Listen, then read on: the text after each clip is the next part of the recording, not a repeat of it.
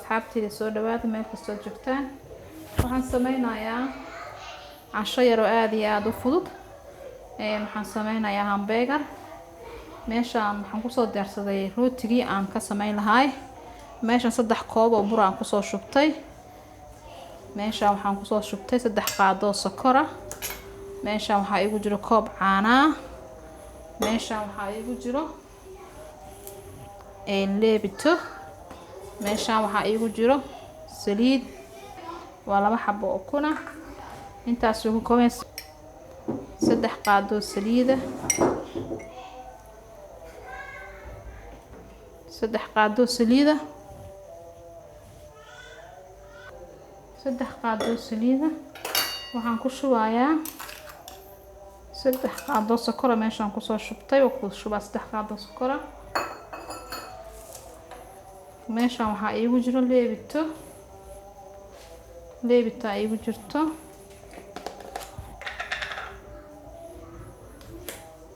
Waxaan ku shubayaa 2 qaado leebita. waa 2 qaado leebita. waxaan ku darayaa ukuntii.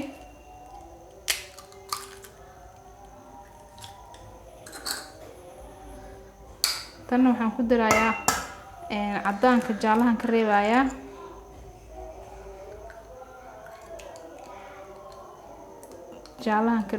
cadaankan ku darayaa. cusbaan ku darayaa cusbo. waxaan ku daray cusbo.